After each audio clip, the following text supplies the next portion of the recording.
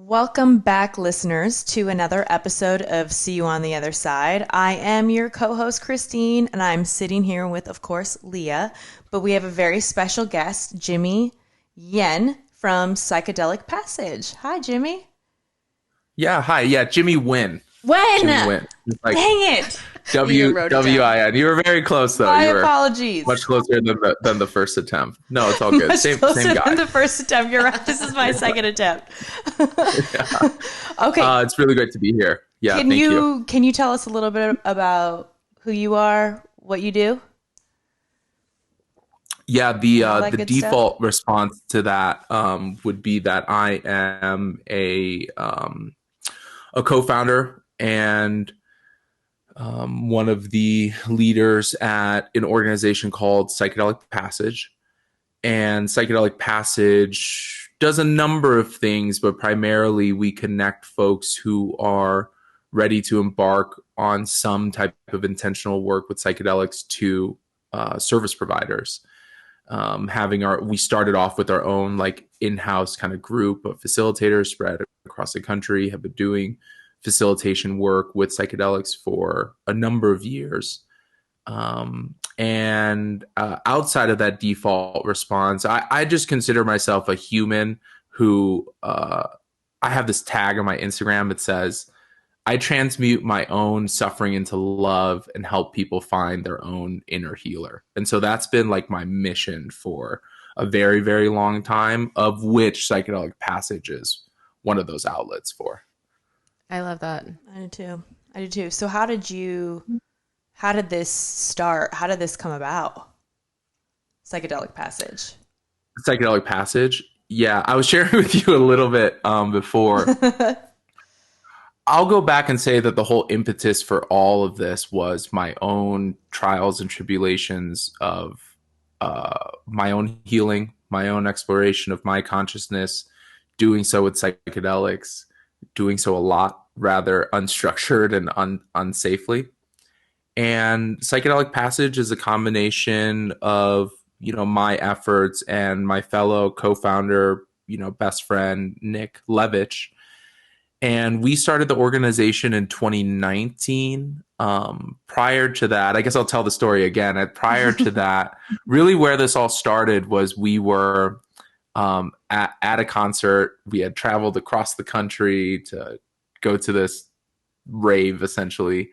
And electronic music and that whole like scene is like really important to me in my life. And, I do harm reduction work at Burning Man and Zendo. And, it's just where a lot of folks are exploring psychedelics and drugs for the first time in this like setting of public spaces and music and all of that. And we were in the midst of our own somewhat career challenges and career changes. Prior to that, I spent, 8 years in the legal cannabis industry. Nick had been running a CBD company for 5 years, both very entrepreneurial.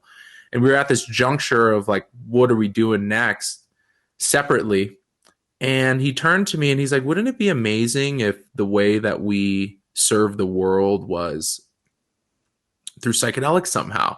And that could be the way that we can make a living and make our impact on the world. And I'll repeat this again. I'm in the middle of this rave and there's all this stuff going on. And I literally sit down and I just start crying. Like I'm crying for like, 5 minutes. And it just like hit something, I think, within my soul that like felt like the right thing to do. Then from there, we really took our time to discover and try to ideate and try to really think about, okay, what is it that people need now? And Nick and I had always viewed ourselves, his spiritual teacher always tells him that he's on the transition team, And so if you imagine like a theater, Nick and I consider ourselves like the ushers, like helping people like get to their seat and to get comfortable and to like, all of that stuff. And so we learned very quickly that there were a lot of folks out there who were psychedelic curious. There were a lot of folks who are now psychedelic interested, but very little to no actual information on how to go about doing that, short of maybe trying to apply for a clinical trial, in which case you might get put in the placebo group, or going on an international retreat. And so we started that way. by providing actual information and resources and connecting folks. We started our own formal like facilitation services through that, and now we've grown um, quite tremendously. Our goal is to have facilitators accessible across the country. That might not mean a facilitator in like each, state, but we've been really grateful to serve folks probably in every state at this point, across like the hundreds of ceremonies and facilitation services that we provided. So what's interesting is you spoke a little bit on being in the cannabis industry. And I said earlier, I had a podcast about cannabis, and this question comes up a lot, like, or just the word, people say cannabis is the gateway drug. And lately I've been thinking about it very differently. I'm like, what if it's a gateway to something positive? Like for me, it Sure. led to psychedelics. And I still use cannabis intentionally, just not the way that I was using it before, unintentionally to escape my stuff. It's weird how I feel like we've even had some people on who are in the psychedelic space now whose place started in CBD or cannabis. I think cannabis maybe Yeah, sparks that curiosity. Yeah. Yeah, when the war on drugs started, they probably didn't think that the whole gateway drug thing would be totally flipped Right. on its head now. And yeah, it's really interesting. Cannabis was for sure my first love as well. I still don't understand to this day how it's possible that a little plant can make you feel so good. And for some folks, I acknowledge like they have anxiety and some heightened, issues, around that. And I think a lot about the role that cannabis has played in the emergence of psychedelics in our modern society today, knowing also that cannabis is a vehicle for consumerism and hyper capitalism and all of those things. And in a way, I feel like all medicines, plant medicines, psychedelic substances, even like synthetic medicines, they all have their own like frequency. They all have their own, what I call like sentience to it. Yeah. And so I like to believe that cannabis is consenting to the way it's being kind of like pimped out in this society, because it's actually a really good cautionary tale on the pitfalls if psychedelics go the same way. Now, psychedelics have some inherent things built into it. It's not a daily use thing, though there's a lot of pharmaceutical companies trying to add in, addictive additives. There's people who are trying to find the analogs of psychedelic substances that maybe don't create this altered state of consciousness so that people can take a pill every day. And then the other thing too is that baked into psychedelics is this whole ecosystem of support, which cannabis doesn't have. Cannabis is very much you go buy your product, go home, try it. Maybe you get a little too high. Maybe it works for you. Maybe it helps with your sleep. Maybe it doesn't. But mostly people are like on their own. Yeah. And so That's a very good point. it's helpful for folks. Actually, the cannabis industry is really supported by uneducated users, because there's not a lot of folks who would even think about using cannabis intentionally, like you're saying, Leah.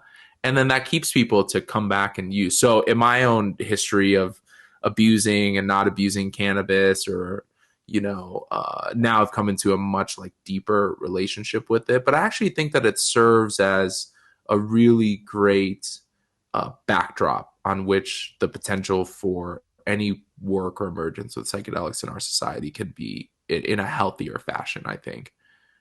Well, and I think it's kind of laying the groundwork for maybe the world coming around to the idea that something that we've been taught was so bad for us for so long. Now they're seeing like cannabis becoming like a really positive thing. For me, it was like, oh, well, what else is there that we've been told is so wrong about these plant medicines or these psychedelics that's just not even the truth, So I think it's just kind of laying that groundwork. I think you're right. I think cannabis knows what it's doing. Yeah, that's a very good point.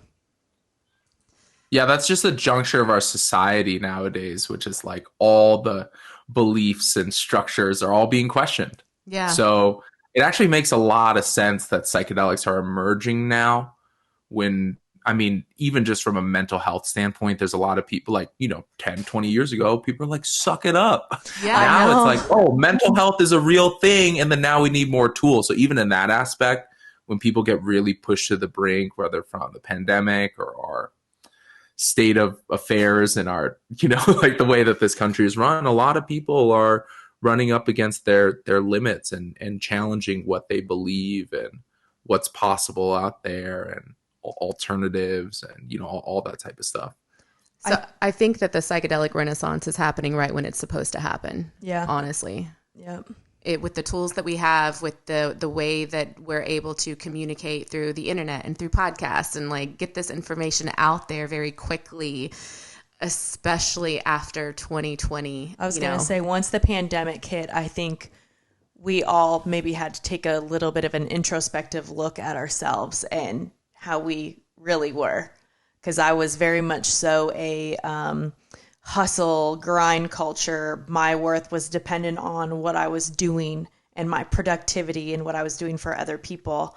And psychedelics kind of made me do more of an introspective look on what I really want and who I want to be and resting.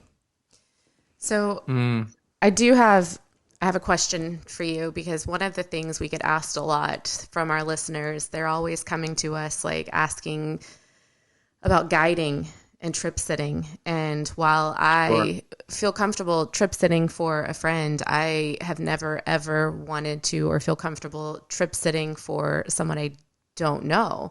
So with Psychedelic Passage, that's kind of what you're providing for these people, is access to a sitter. Yeah, and I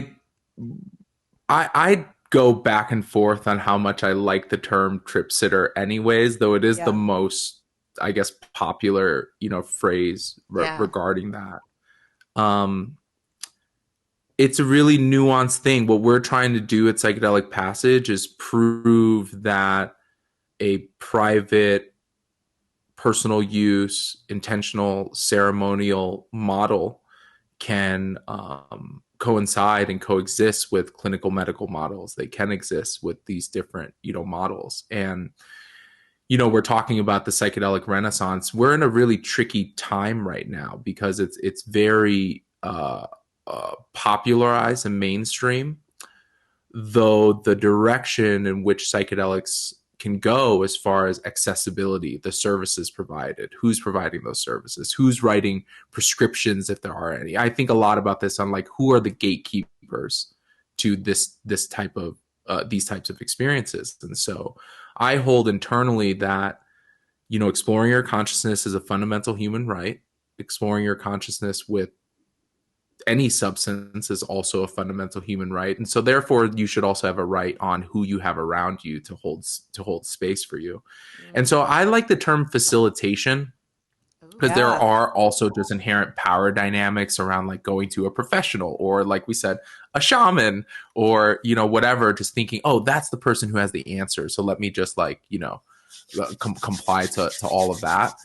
And so it's very interesting what you were saying about, okay, well, I'm comfortable holding space or trip sitting for a friend, but I don't know if I would do so for a stranger. And I actually find there's actually a lot of people out there who would actually prefer to work with a vetted professional who has nothing to do with their lives, who doesn't view them in some specific way, who doesn't have any objectives or goals. Even like the worry of well wishes for a person can be a lot of pressure during a psychedelic experience. Oh, how was it? Was it amazing? Was it life-changing? Was it all that? And if it's any less than that, then that creates a lot of pressure for the journeyer, And so what I find one of the benefits, I just tell people just always have somebody around. There's also a lot of personal right on like solo experiences, though. Coming from a person who has done a lot of solo experiences, because I truly just did not have people around me who I trusted like that, you can only go so far. Like there's a percentage of you that holds back so that you can take care of your needs. And I find that in the right setting with the right people, and you're creating a trusting and vulnerable and protected container, I call it, and many folks in this work call it, then you can go really deep. Then you can really lean into your shadow side stuff if that's coming up for you. If you can lean into that grief or that trauma, or you can lean into that joy and connectivity and like all of that. But it's very important that folks have the opportunity to move through their psychedelic experience in whatever way resonates with them. And that could look super weird and that could not make a lot of sense for folks. And so sometimes when you have your friend or your best friend or whatever, they're like trying to hold a space for you, but they're like, is this dude having a seizure or is he having a somatic experience? You know what I mean? Yeah. And you should have somebody who knows the difference between those things. Absolutely. So it's tricky. I mean, and default for sure, a family friend, somebody like that is better than nobody around. And then I think a further extension is for folks to really consider somebody who is who does this professionally. Now that also ranges, right? Mm-hmm. Whether they're have licensure from a medical standpoint, a mental health standpoint, whether they're more in the coaching aspect, whether they come from a different, whether they're more self-taught like myself, whether they come from a lineage of this work, whether they do have spiritual teachers or plant medicine teachers. So it really ranges. So my goal with Psychedelic Passage is to prove, hey, there is a space for this side too that can also run along against clinical medical or with clinical medical. Because if people are just prescribed this, it cuts off a whole percentage of the population who could benefit. And then vice versa, if people are just like running and gunning out there with like, I'm a trip sitter and come and engage in my service, and there's not like a standard either. And so that's kind of what I mean about the trickiness of our of the state of psychedelics. Because there's I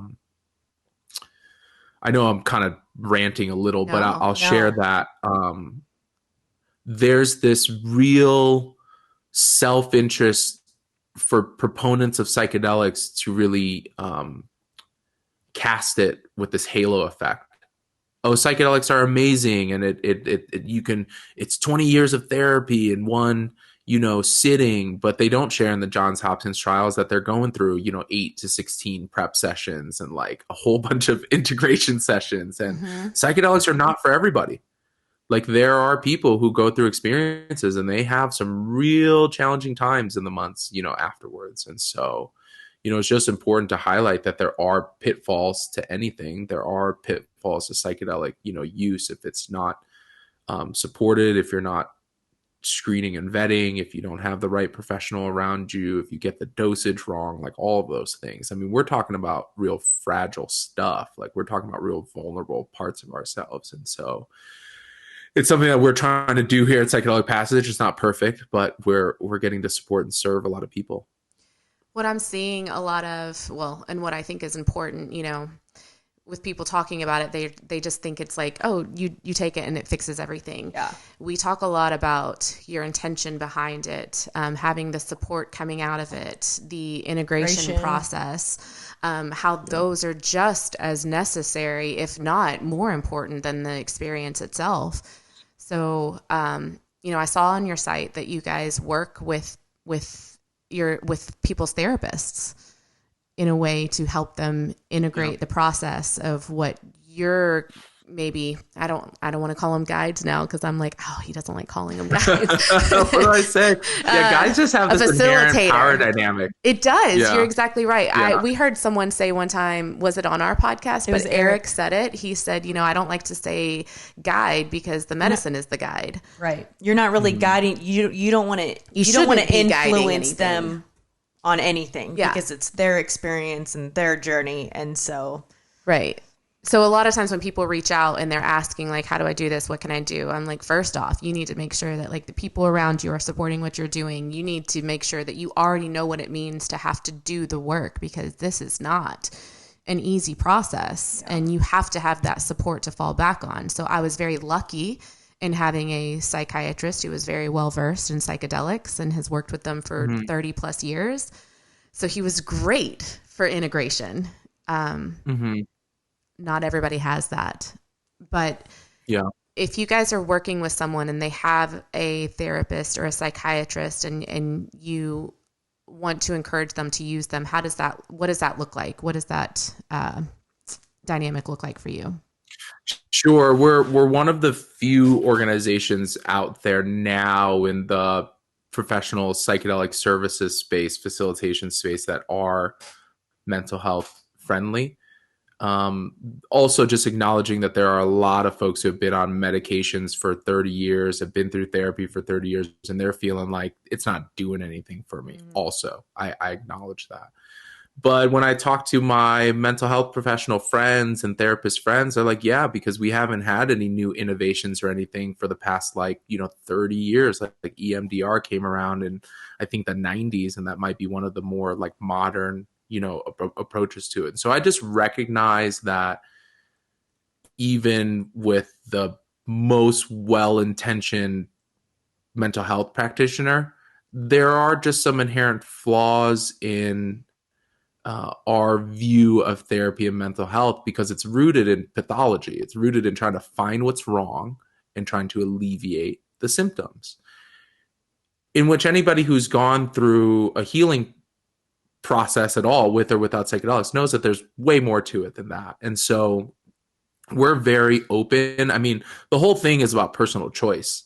It's about choosing what services you want around you, what type of support you want around you, what psychedelic medicine you want to engage with, how involved you want your therapist to be. And so I've had folks have therapists sit in on preparation sessions. I've had folks have therapists sit in on integration sessions. I've, held almost like tag team integration processes with folks and their therapists. I've had a few brave souls actually have their therapist present during their experience as well. But that all has to feel really intuitively right. And that therapist, has to feel okay with the potential of losing their licensure and all. There's like a lot of, parameters there to decide on.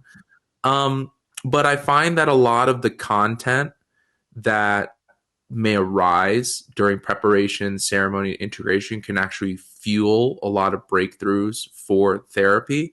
I also find it really important that the therapist is at least psychedelic friendly, or at least has some experience with psychedelics. Nick, my fellow co-founder, best friend, he always shares, like, I wouldn't want to learn how to fly a plane from a pilot who's never flown before, Absolutely. And so at least a mental health professional who has some of that. And luckily, a lot of mental health professionals are like really eager and waiting for pathways for them to provide psychedelic assisted psychotherapy, which is very different from what we do, and having their own experiential, part of it. And so that involvement can be really important. But to your point, the same way that I share with folks that psychedelics are not a replacement for your healing journey, they're a catalyst for your healing journey. Yes. It's the same thing with therapy or any other type of support resources, where like you're still the one as the journeyer who needs to do the work. Like you're the only one who can. You were saying something about like the plant medicine is the guide. And the model that I use, it's actually the journeyer who's the guide. The journeyer is the inner healer. I actually like to do it like this. The journeyer is the inner healer. Mm-hmm. And then the plant medicine is the potential teacher. And it's about that communion of the two. It's about unlocking your own inherent ability to heal, right? Through your communion with the plant medicine. And then the facilitator is like down here, just like holding the whole space. And also very tangibly removing distractions and things so that you can stay focused on your experience. Helping to support or redirect upon, request, but really just to witness people's processes. So like very sillily, somebody who is feeling time dilation during their experience, and they're like, I've been really needing to pee, and I've been really feeling like I've needed to pee for like 8 hours, but I don't know how long it's been. And I'm like, well, it's been 15 minutes. But like, let me just help you get up to go to the bathroom so that you can dive back into your experience, and some of those things can be really, really helpful. But I find above anything else, just somebody there to witness and to hold a safe, supportive, non-judgmental space to, I I also call it, I think a really good friend of mine, Adam Rubin, says like lending people your calm, grounded nervous system, also Oh, helpful in navigating, these experiences. So I very much find, short of other substances like MDMA, ketamine sometimes, some of those are conducive for therapy to happen during the experience. But right. very often it's about just letting the experience unfold and then building support services around you, of which therapy can be massively, massively helpful for folks. Now, speaking of like MDMA and ketamine, you know, you don't just work with mushrooms. You work with all types of psychedelics, right? With your ceremonies. Yeah, so we hold a model. We're basically trying to pioneer a legal harm reduction model, Mm, in which case, for all the clients that work with us, we don't provide or source or do any of that drug trafficking side. For what it's worth, I think that there's a lot of intelligence around the medicine keeper also supplying the medicine, but we're just mhm. not there yet as far as the legality in like our society. And so we don't source any substances, which means that it's up to the journeyer to source. Now we can come in from a harm reduction standpoint, talk about, potential dosage parameters. We can talk about testing substances. We can talk about making sure that the MDMA you receive is not like laced with fentanyl, things like that. Yeah. But it's primarily the journeyer who has to source. So psilocybin containing mushrooms ends up being the most accessible thing. Yeah. And then there are folks who are able to source like MDMA or LSD. From time to time, we'll get some folks who can source like smokable DMT, but folks who are interested in ayahuasca, I really reserve that for healing circles and community circles who have some type of a history and lineage there. That medicine needs to be done in community and in specific containers. And then ketamine, being a Schedule 3 narcotic, means that it is available for off-label use and prescriptions there. And so that's now where we're starting to see like ketamine clinics pop up. But then that's one of the litmus tests for how prescriptions and psychedelic assisted psychotherapy might look like, coming up. And there are other real novel psychedelic compounds and things like that, but primarily our facilitators should have firsthand experience with themselves with any particular substance, and also firsthand experience supporting folks. So like 90% of it is psilocybin, Mm. and then we get some sprinklings of MDMA, LSD, um, mescaline derivatives like 2CB, people explore, like stuff like that too. Sometimes, very rarely. Yeah. Interesting. I did see on your map though, um, you guys don't do it in Kentucky. I'm like, see, that's what earlier you were like, you guys are in Kentucky. I'm like, yeah, I know. They're in Iowa, but not Kentucky. Which is where she's from. Yeah. So interesting. But how do you find these people? Like, because, what if we knew some people here who would be willing to help Psychedelic Passage bring your services to Kentucky? Yeah, well, I'll just share that map is not it's not the Bible. I mean, it's All right. it's we what we share there is, hey, we note here's where our facilitators are at, and they're not in every state. Here's the areas that we've served in the past. Okay. And Okay. then here's areas that we may or may not go to, of which there are certain states where just the risk and repercussions are higher, like Utah, Louisiana, Kentucky, Tennessee. They're just more conservative as it relates to drug policy and things, because when folks engage in our services, there's inherent risk. Right. Like if you are, just the possession of an illicit substance, whether you travel across state lines or not, there's risk there. Mm-hmm. And so until things become fully legalized or there are regulatory models, for this type of work, it will continue to be so. So we're really thoughtful and mindful. Now, have I been to Utah holding ceremony? I definitely have. Have I been to very conservative states? Southern Illinois is another one of those. Indiana. Like, I've been to some places where I'm like, the culture's different out here. Culture. But for yeah, culture. But for those who are really well-meaning, I mean, all of our services start with connecting with a human. Like, that is one of the core ways that we engage with folks, because a directory is not going to do it. And there are folks who need to talk to a human to figure out how best to go about this type of work. And so it's very dependent. There are also folks who do want to travel towards decriminalized areas like Denver, California, Oregon, and whatnot. So what I would share with folks is that, I am very thoughtfully expanding our facilitator network, knowing that there's a lot more folks who are interested in this type of work with psychedelics, their own inner work catalyzed by psychedelics, than there are space holders out there, likely.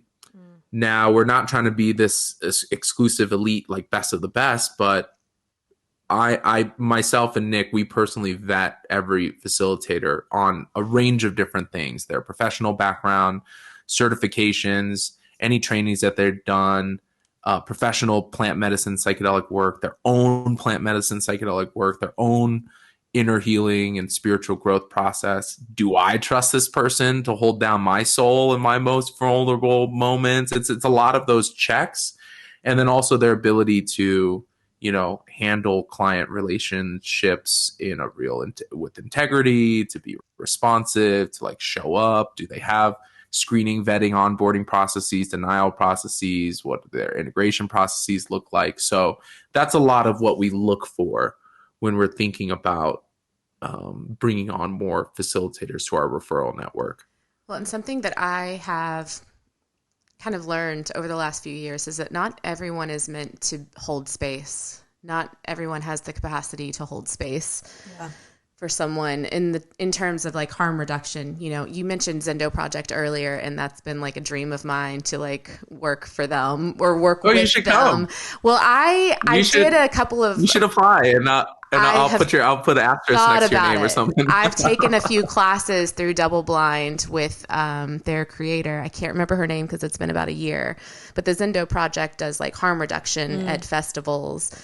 And so what I've learned, when my husband, he did psychedelics a little over a year ago for the first time, and I ended up, I trip sat for him. I was there for him.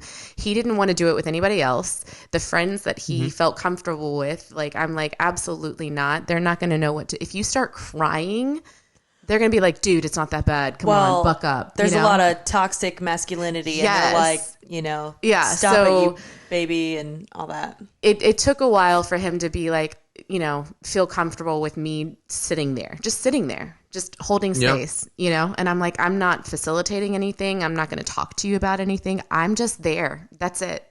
That's all I can. I'll help you through it if it's difficult or if you're experiencing something, difficult. But I kind of want to get your take on, I read a little bit about this on your site, but for those who haven't, good trips and bad trips. Yeah. What's your take on that? What do you that's think? the number one thing that people talk about is I want to avoid a bad trip. And conversely, I ask them, well, how deep are you ready to go into your shadow side? Because that's not that pleasant either.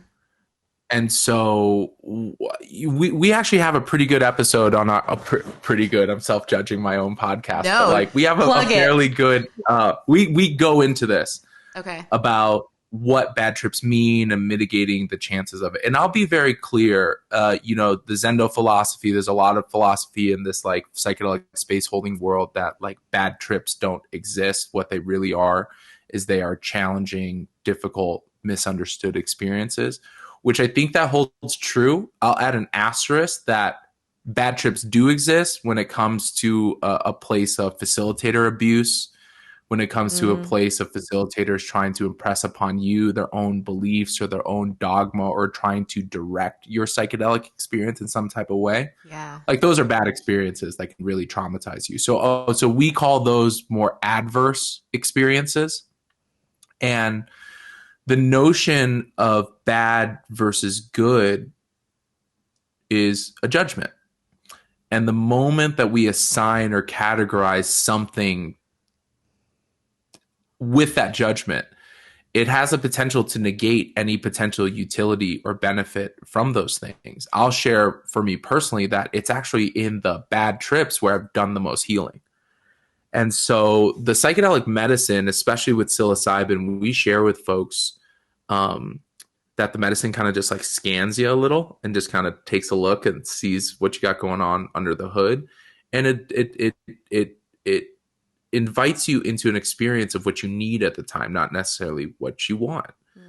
And also I find that with the right support and with the right integration process, oftentimes the psychedelic medicine is not going to give you something that you can't handle. Now, whether you think you can handle it or not is a different story.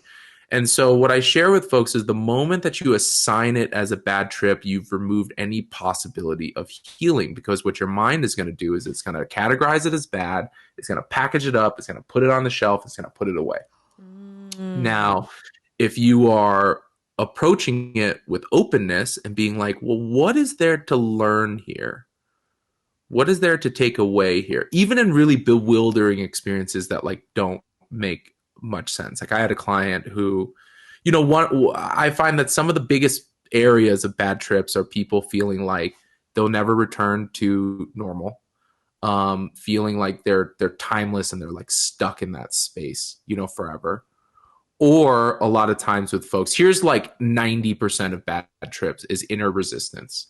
People who have some type of inner mechanism that's trying to fight against the experience as opposed to being there to observe and witness the experience for what it is. And that's super normal. Like we're humans who are here to survive in these meat suits and have homeostasis and have a status quo. So anything that shakes that system up can be really alarming. But if you are in a safe setting and you've been working with a facilitator that you trust, and you've been doing prep, you've been identifying, that's the other probably pitfall of potential for bad trips, is that people get sidewinded or blindsided by content that they didn't expect to come up. I'm like, well, if you're in a preparation process where you're excavating and you're doing all that inventory, then likely you're just going to know, oh, this thing is here. This might come up. And just knowing that might come up, you're not totally shocked and surprised. And so, I share with folks that there's a lot of utility, but the mind is very powerful. It can convince you in and out of anything. And I have had folks on either side who have had very blissful, joyful, connected to everything experiences. And then they come out and they're like, no, I don't need integration. I feel healed. Like I'm good. And then they package it up and they put it on a shelf and they put it away. And then guess what happens? They fall right back into their patterns and habits. So it's the same thing with difficult, challenging, overwhelming, experiences. And so it requires a lot of work up front. Like I can't teach somebody how to be present and witness just their life and their experience of what's coming up. I can't teach somebody how to return back to their breath as a potential tool of navigating the experience. I can only talk about it. I can only highlight it as a potential.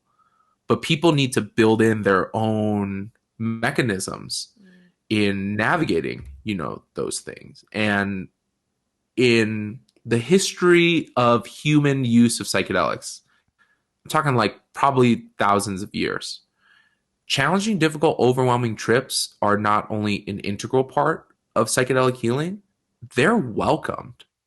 They're welcomed. Like if you imagine back 500 years ago, these psychedelic sacraments were, held by your grandma. They were held by elders in the community. They're baked in these conversations since you're a child.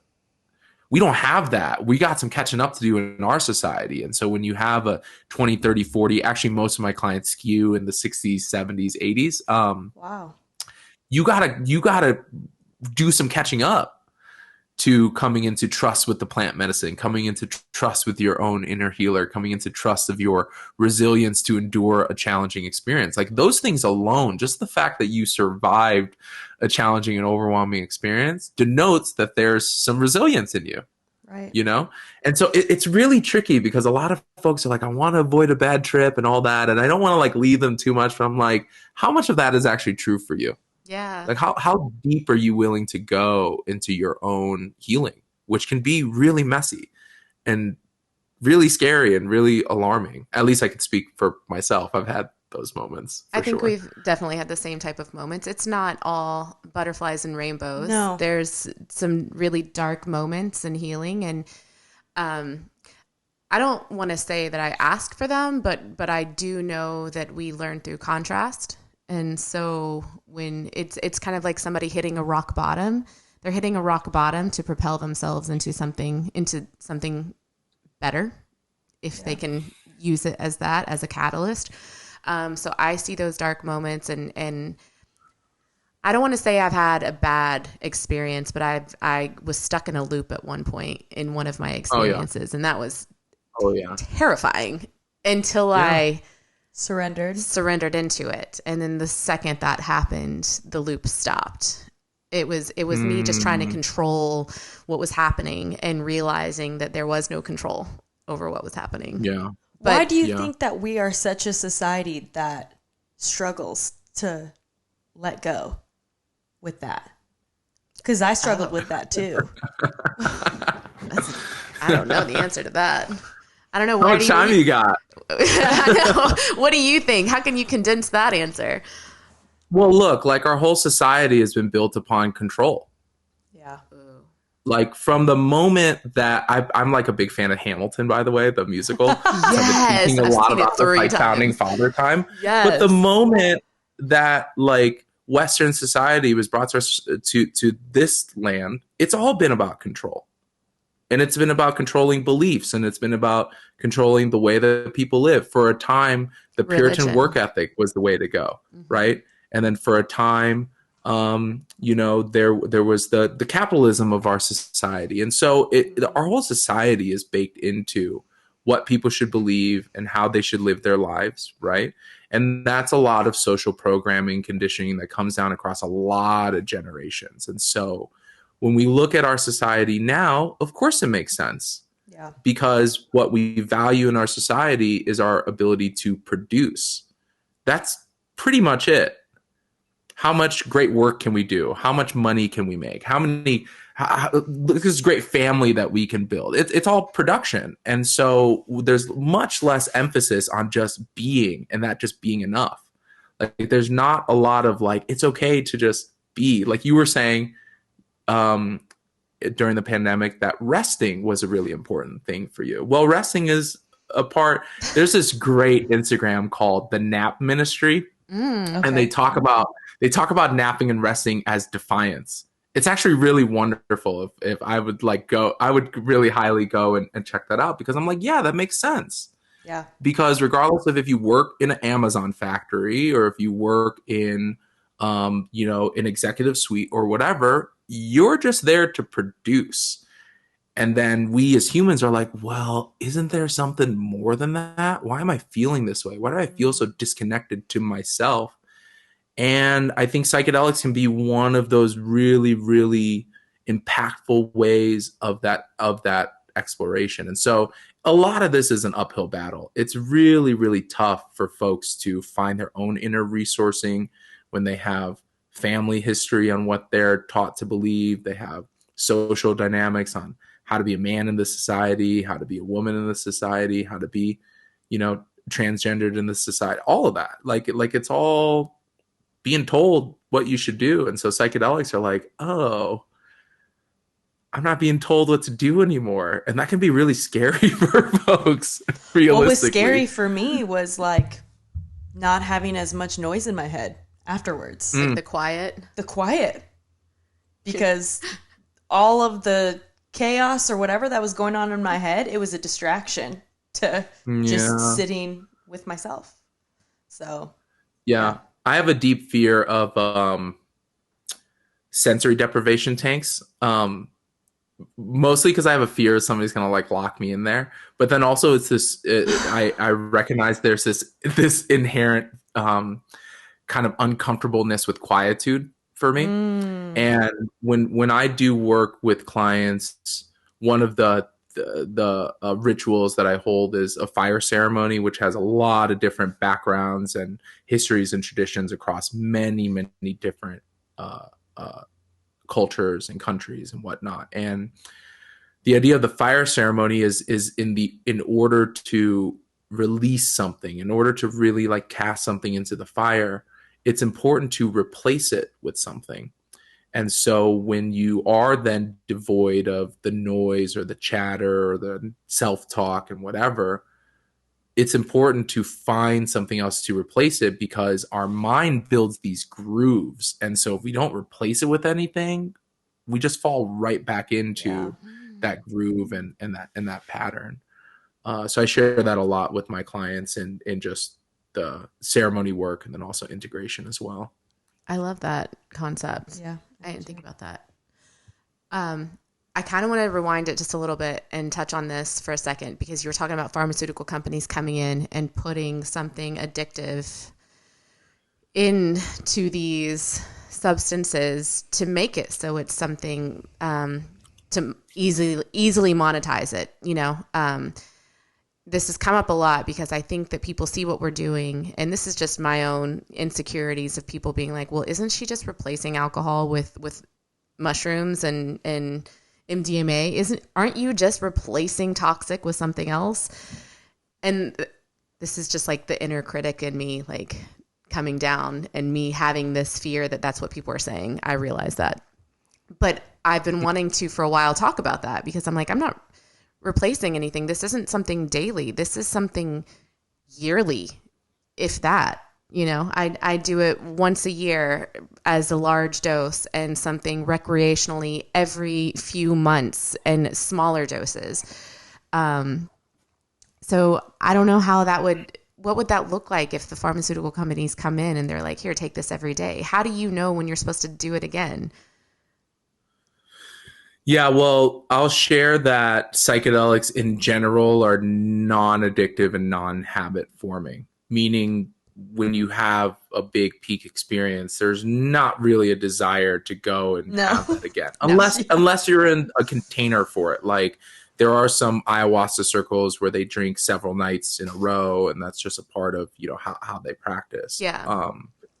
And really what I hear in the root of your share is any type of external thing, substance, addiction, habit, pattern as a replacement for our own inner work. And I hold this philosophy that there is no external thing that can come in and replace. Like, I don't know, I have a pretty interesting relationship with food. And when I engage with food, I'm like, I'm using this external thing to replace whatever it is. So that's just baked into our society also. The whole production thing, well, the other side of producing is consuming. So it's how much do we consume? Can you be a really good consumer, right? Also. And so I just recognize that there's a lot of paradigms that are beyond just people's inner resilience and inner decision making on whether to have that glass of wine or whether to whatnot. And so I don't necessarily have an answer to this, but where I've arrived at is that yes, there are pharmaceutical companies trying to create additives or different chemical formulations to psychedelics and psychedelic analogs.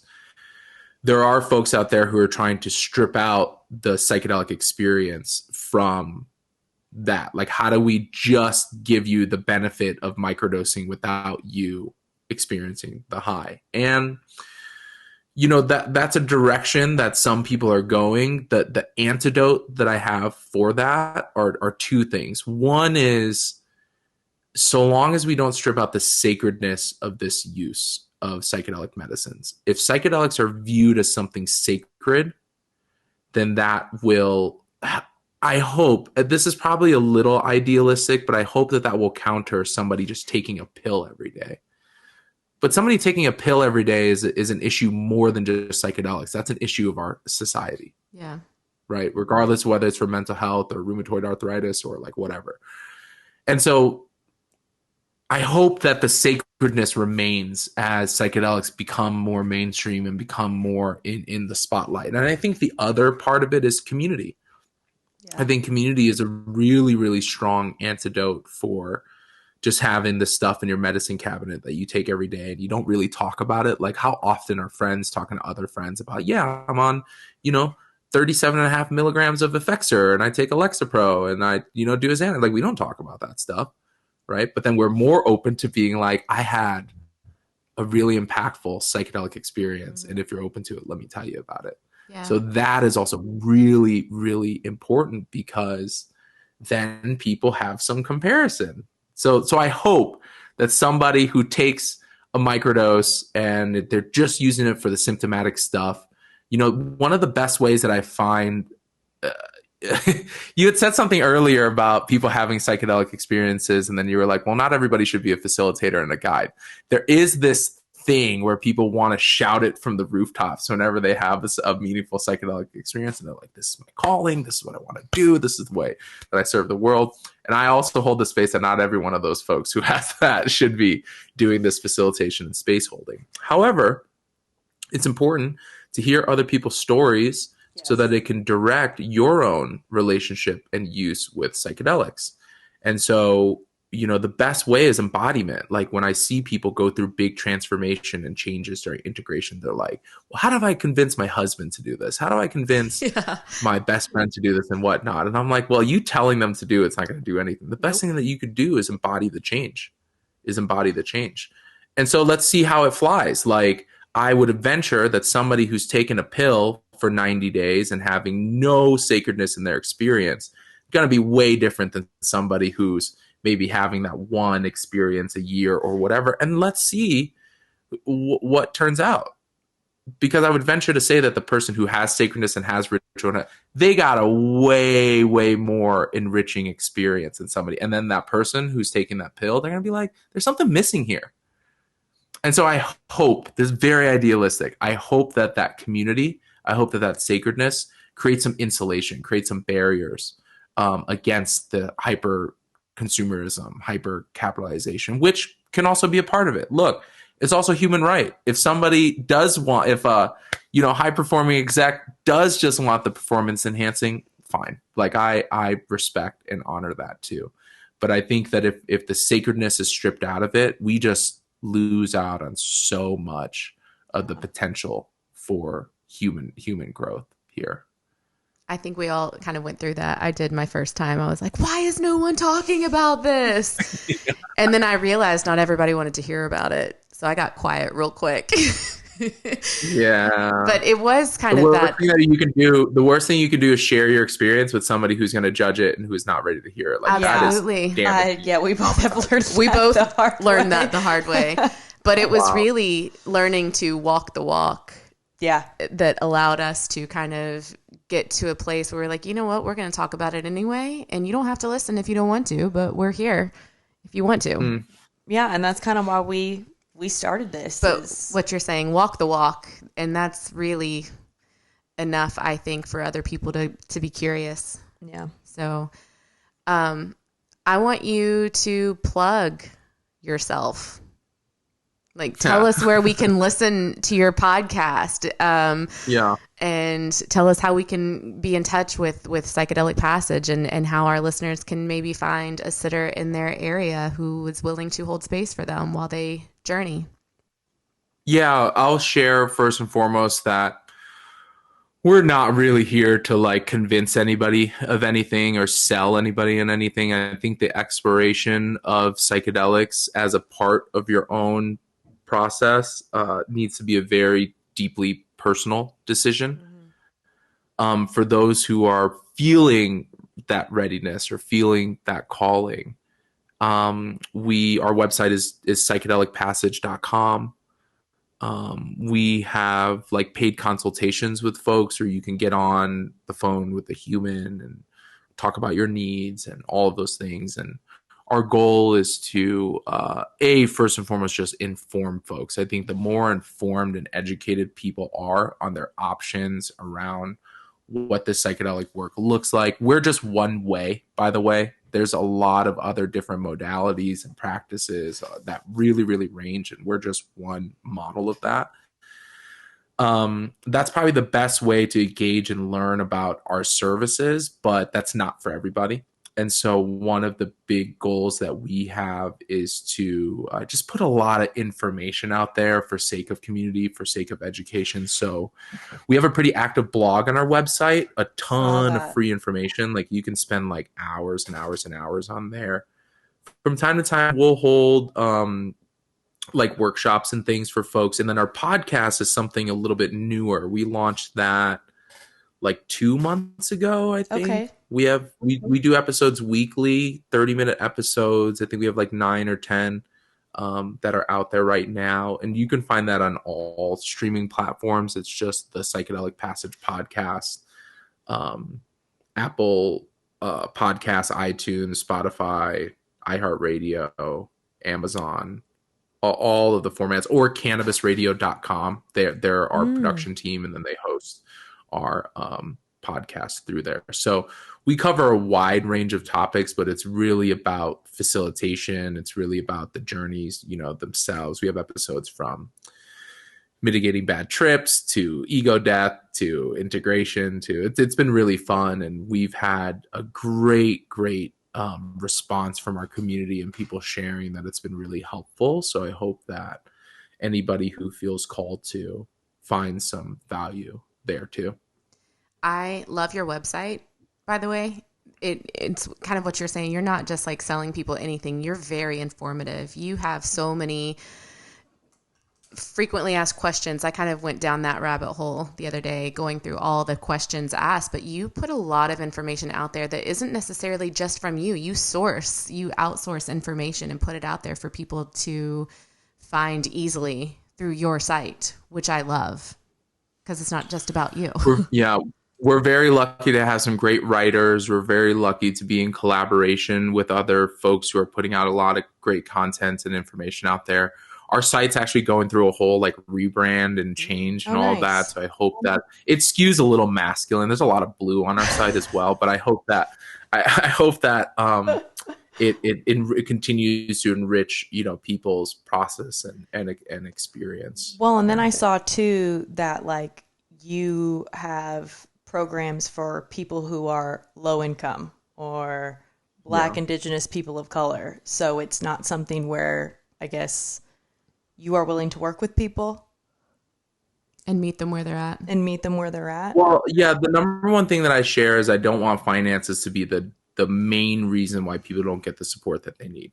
Because it can be. Also, people use finances as quite a scapegoat. Like maybe they're not ready to explore the depths of themselves and like, it's a money thing. I can't do it. All good. But for those folks who are really earnest, who are really ready to put in the work, their own inner work through the use of psychedelics, we do a range of things. We're first and foremost on a tiered pricing system. So that just helps to just alleviate some budgetary issues and financial assistance, payment plans. I've had former clients sponsor future clients. I'll always explore whether I can do pro bono work or heavily discounted work for the BIPOC community. The affinity side has been something that we've been developing more. Like I do want to find more facilitators of color, of different ethnicities, of different backgrounds. We have some folks that we're not in our network but we're connected to, who focus on the LGBTQIA plus community, folks who are like end of life doulas. Like we're really trying to expand out, those services. I find that you don't always have to have had the same shared life experience as folks to hold space for them. Like I work with a lot of women who deal with sexual trauma and domestic abuse and all that, and after conversations they're like, I just feel like you're the right person for me. But we want to put some options out there. For folks. So that all comes down to access and accessibility and people having a personal choice. Maybe they do want to work with one of our facilitators who does have a mental health background, maybe a facilitator who does have a history with eating disorders. Like it really ranges beyond just ethnicity and socioeconomic, background. But that's very important to me. And yeah, we're trying our best. We get to serve a lot of great folks. Like I've served Mormons, military leaders, attorneys, judges, moms, folks who work at Dollar Tree, like quite a range of folks. And so people in their 80s, people in their 20s, like, and so it's been a really beautiful thing to watch unfold. Like I sometimes have to remember like why I'm doing what I'm doing, and it's just such a dope reminder when I'm like, oh, that's really cool that person didn't have any opportunity for support and access, and now they do. Yeah, Yeah. I love that. I love that a lot. Mm-hmm. Healing does not discriminate. Neither does trauma. So, Yeah, that's true. Yeah, That's very true. Everybody needs a little bit of healing. Did you have any more and questions? admittedly, there are just some parts of our society that don't have access to mental health and don't have access to financial assistance. And like, I don't know if therapy is really prevalent in, let's say, the Vietnamese community, for example. It's not in the Marshallese community at all. Yeah. So that's kind of why I brought that up. Yeah, for sure. We have one last question, and we have been closing out with this question the last several episodes. Do you want to ask it? Go for it. All right. Out of all of your experiences, if you could take away one lesson that was the most meaningful and how you would share it with the world, what would it be? I'm already smiling. I'm like, oh man, that's a heater of a question towards the end. Can you say that again so that I can like embody a response for you? Okay. Out of all of the psychedelics that you have partaken in, all of the lessons that you have learned, if you had to share and pick one of them to share with the world, to let them know how great it was for you or the medicine works for you, what would that one lesson be? The one takeaway. Wow. I know, it's a hard one. Yeah.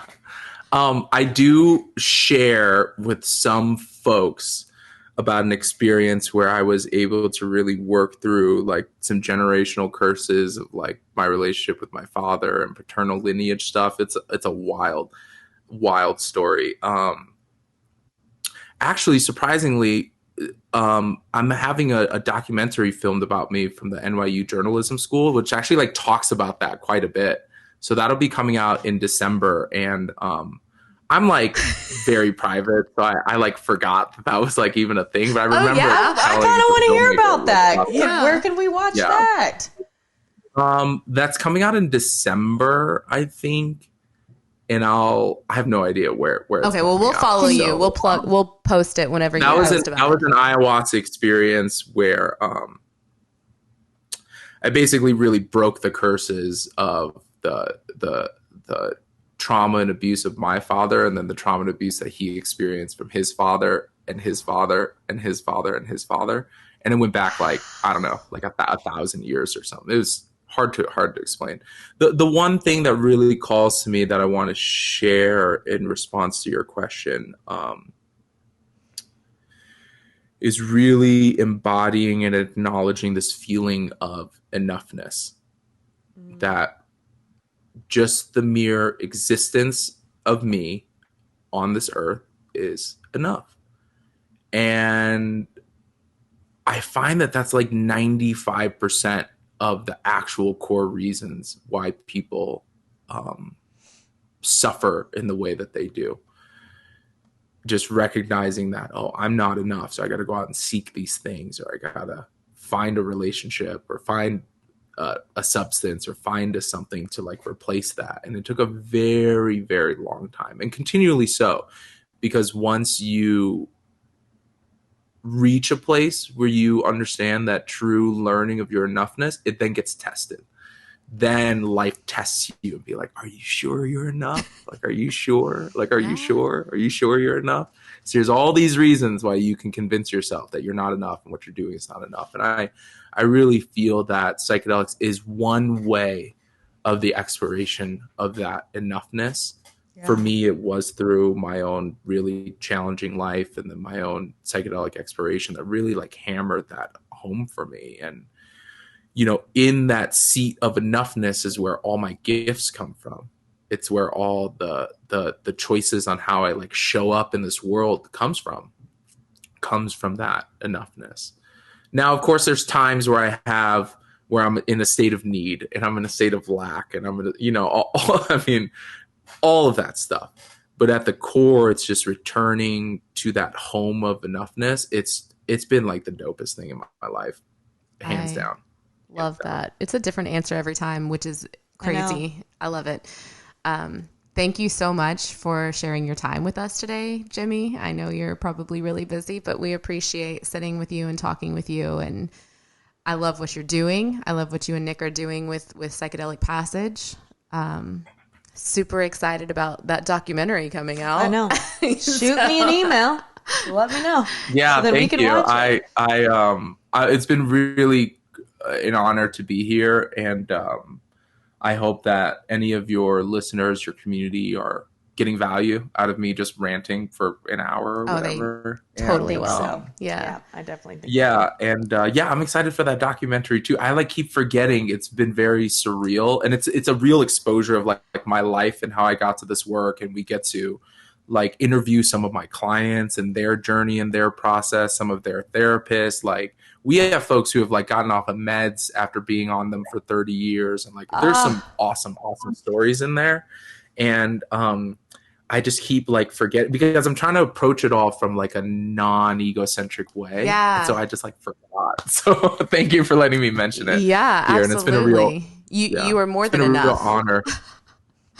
Thank you. Yeah. It's been a real honor to be here and be in community with you both. So thank you. And for our listeners, find us on Instagram at See You on the Other Side podcast.